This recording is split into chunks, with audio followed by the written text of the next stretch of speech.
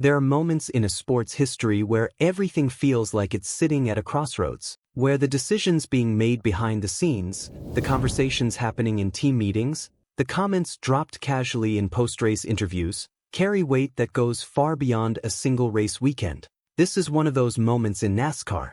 And what makes the current situation so compelling is that we're not dealing with one story here. We're dealing with two stories that are deeply connected, stories that are pulling in opposite directions at the same time, creating a tension that the entire garage area is aware of whether they're talking about it openly or not. On one side, you have a driver who has been remarkably transparent about his future. A driver who has laid out a timeline, explained his reasoning, and stuck to his message even as the results on the racetrack continue to argue against the idea of stepping away. On the other side, you have the people inside his own organization who are watching those results and quietly, sometimes not so quietly, wondering whether that timeline is actually going to hold up when the moment of decision finally arrives. And at the center of all of it is a name that has defined Joe Gibbs racing for nearly 2 decades. A driver who has built one of the most impressive statistical careers in the modern era of NASCAR. A man who has come achingly close to the one title that has eluded him, yet has somehow never let that frustration diminish his ability to perform at the highest level. We are talking, of course, about Denny Hamlin. And right now, the story surrounding his future might be the most fascinating narrative in all of motorsport. Let's start with Hamlin himself, because understanding this situation properly means understanding exactly where he is as a competitor right now, and more importantly, understanding how he thinks about the sport, about legacy, and about what it means to leave on your own terms. Fresh off his victory at Michigan International Speedway, Hamlin once again addressed the question that has been following him through the 2026 season. The question is simple on the surface but enormously complicated underneath. When is he walking away? And his answer, delivered with the kind of calm confidence you'd expect from someone who has been in this sport long enough to know exactly what he wants, was consistent with everything he has said before. The plan has not changed. Denny Hamlin intends to compete in the NASCAR Cup Series through the end of the 2027 season. After that, he steps away from full-time racing. Now, sit with that for a moment, because this isn't a driver who is announcing retirement because the results have forced his hand. This isn't a situation where the speed has left and the writing is on the wall. The Michigan victory was Hamlin's 3rd win of the 2026 season. 3 wins. And not wins that came through strategy or luck or attrition. Wins that came through genuine pace, through racecraft developed over more than 2 decades of elite-level competition, through the kind of instinctive understanding of what a race car is telling you that simply cannot be taught. Beyond that, Hamlin had accomplished something even more remarkable heading into Michigan. He had won back-to-back races despite being forced to start from the rear of the field in both events. Think about what that requires. You're not just winning, you're overcoming a disadvantage that would defeat most drivers before the race even truly begins, and you're still finding a way to get to the front. That is not the profile of a driver winding down. That is the profile of one of the most dangerous competitors in the sport. So why, then, is retirement still part of the conversation? Why would a driver performing at this level be thinking about walking away at all? The answer Hamlin gave after Michigan was one of the most honest and thoughtful explanations any active NASCAR driver has ever offered about the process of aging in motorsport. He talked about the 3 things that eventually catch up with every driver. The first is eyesight. The ability to pick up reference points, to read the car in front of you, to judge gaps and distances at speeds that leave almost no margin for error. The second is reaction time. The split-second processing that separates a driver who avoids contact from a driver who doesn't. The third is the physical body itself. The demands that stock car racing places on the human frame, the strain of sitting in a race car for 3 or 4 hours in extreme heat, absorbing every bump and vibration, fighting a machine that is simultaneously your greatest tool and your greatest challenge. Hamlin was careful to explain where he currently stands across all 3 of those areas. His vision remains sharp. His reactions are still where they need to be at the highest level. But his body? That's where he said he feels the passage of time most clearly. At 45 years old, he acknowledged that his body hurts more than it used to. That recovery during the week is no longer as straightforward as it was when he was in his 30s. The soreness lingers a little longer. The physical toll of race weekends accumulates in ways it didn't accumulate earlier in his career. But here's what's so significant about the way Hamlin framed all of this. He didn't say he was struggling. He didn't suggest that the physical wear was affecting his performance behind the wheel. What he said was that he is aware of it.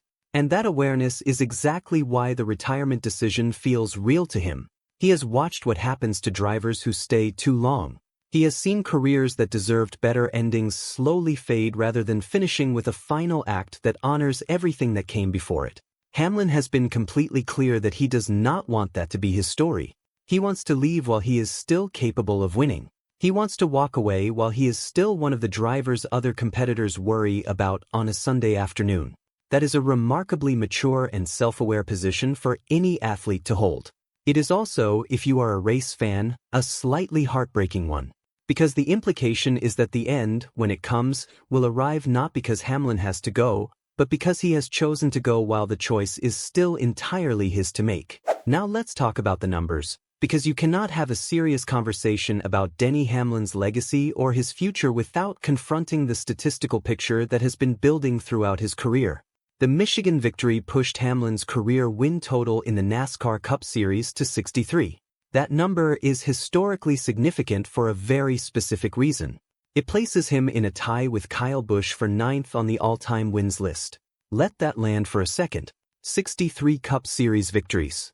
In an era of NASCAR where parity is greater than at any point in the sport's history, where the competition at the front of the field is more compressed than it has ever been, Hamlin has accumulated wins at a rate that puts him alongside drivers from generations that NASCAR fans revere almost as mythological figures. The driver immediately ahead of him on that all-time list is Dale Earnhardt, who stands at 76 career wins. The gap between Hamlin's current position and Earnhardt's total is 13 victories. And Hamlin himself has been honest about what that mountain looks like from where he's standing. He acknowledged that passing one driver ahead of him on the list is realistic. But closing a 13-win gap to reach Earnhardt would require a run of sustained success that even Hamlin seems to regard as an extremely difficult target. Every race between now and the end of 2027 is, in a sense, a chance to either add to that legacy or to watch the window narrow further. There is also another statistical milestone worth examining here, because it came earlier in the 2026 season and it tells an equally important story about the kind of career Hamlin has built. At Nashville Superspeedway, Hamlin secured his second win of the year and in doing so, reached a landmark that places him in genuinely rare company.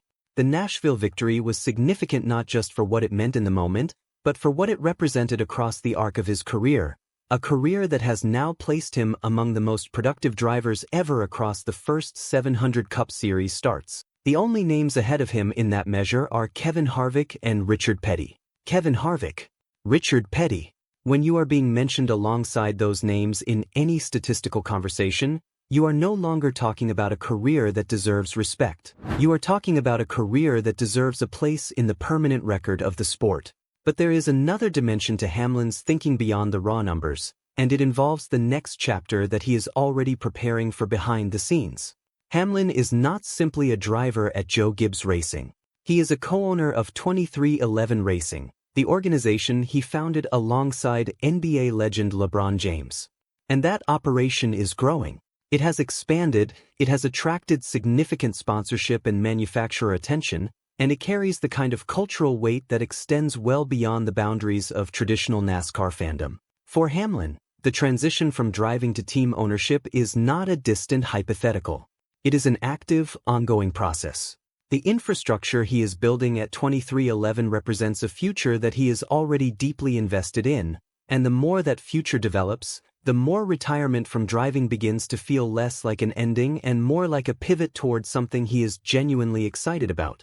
That context matters enormously when you try to understand his mindset. This is not a driver who is facing the void of retirement with nothing waiting on the other side. This is a man who has built himself a second career in the sport, one that could ultimately prove to be just as significant as the first. Walking away from driving doesn't mean walking away from NASCAR. It means redirecting energy, attention, and competitive instincts into a different arena. Now, let's shift to the second story, because this is where things get genuinely complicated. And it starts with a name that has been increasingly prominent in conversations around Joe Gibbs Racing's long-term future. Brent Cruz is 18 years old. He is competing as a rookie in the NASCAR Xfinity Series for Joe Gibbs Racing, and within the organization, he is regarded as one of the brightest young prospects in their development pipeline. More importantly for this conversation, Denny Hamlin specifically mentioned Cruz's name when discussing the future of the number 11 seat. When a driver of Hamlin's stature publicly acknowledges a potential successor, it sends a message.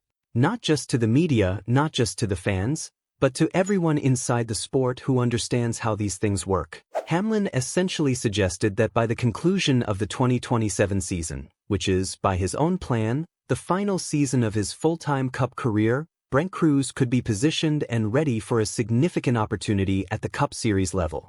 The thing that makes great athletes great is almost always the same thing that makes retirement so difficult for them.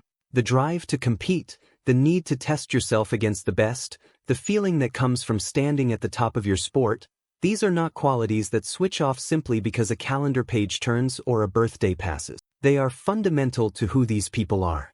And for drivers especially, the relationship between a man and a race car is unlike almost any other bond in sport.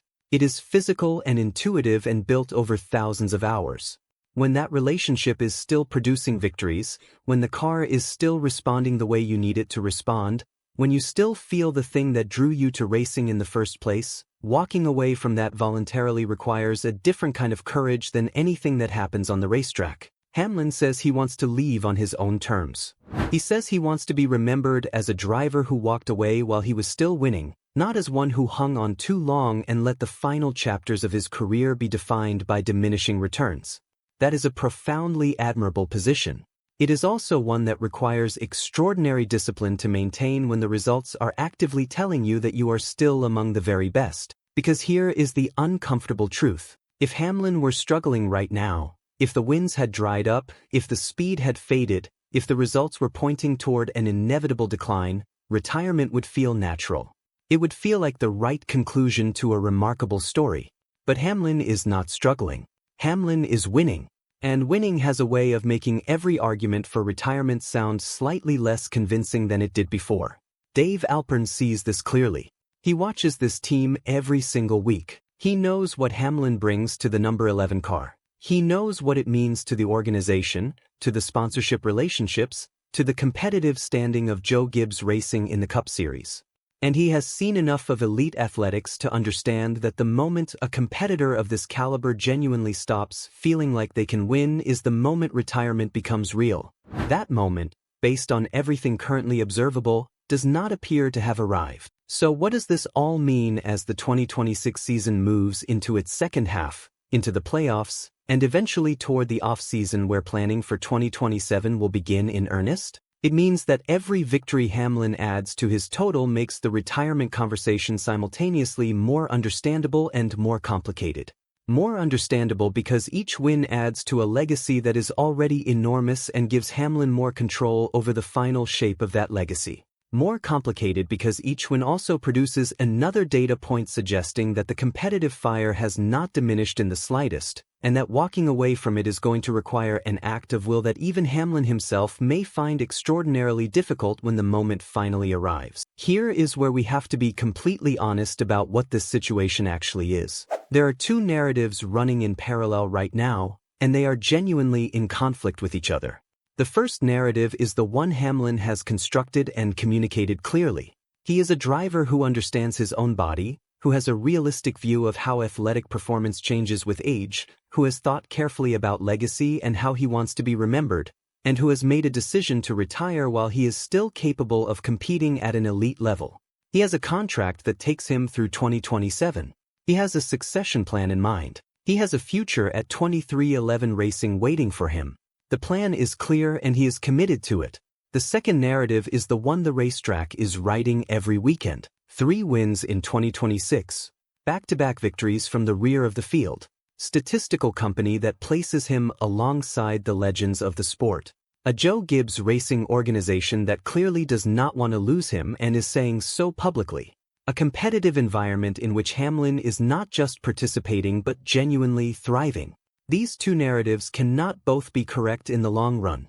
Either the plan holds and 2027 becomes Hamlin's final season, a farewell tour for one of the great careers in the history of NASCAR's modern era. Or the plan bends, as plans have a tendency to do when the person making them is still clearly capable of doing what they love at the highest possible level. And the most honest answer to the question of which outcome is more likely? Nobody knows. Not the fans. Not the media. Not Joe Gibbs Racing. And if you listen carefully to everything Hamlin has said throughout this season, you get the sense that on some level, Denny Hamlin doesn't know either. He knows what he wants. He knows what the plan says. But he also knows what it feels like to win a race. And he knows how hard it is going to be to choose to never feel that again. As the weeks ahead unfold, as the playoff picture takes shape, as Hamlin continues to either add to his win total or fall into the natural rhythms of a long season, this story is going to evolve. Every race becomes a data point in the larger argument. Every victory makes the retirement conversation more complicated. Every conversation Hamlin has about his future, every comment from someone inside the organization, every development in the driver market adds another layer to what is already one of the most genuinely compelling storylines in NASCAR. The future of Denny Hamlin matters because he is not just a driver. He is one of the defining figures of an entire era of this sport. His career has spanned rule changes, manufacturer shifts, new tracks, new formats, new broadcast deals, and a transformation in how NASCAR presents itself to the world. Through all of it, he has remained one of the constants, one of the names you could count on to be in contention when the lights went green.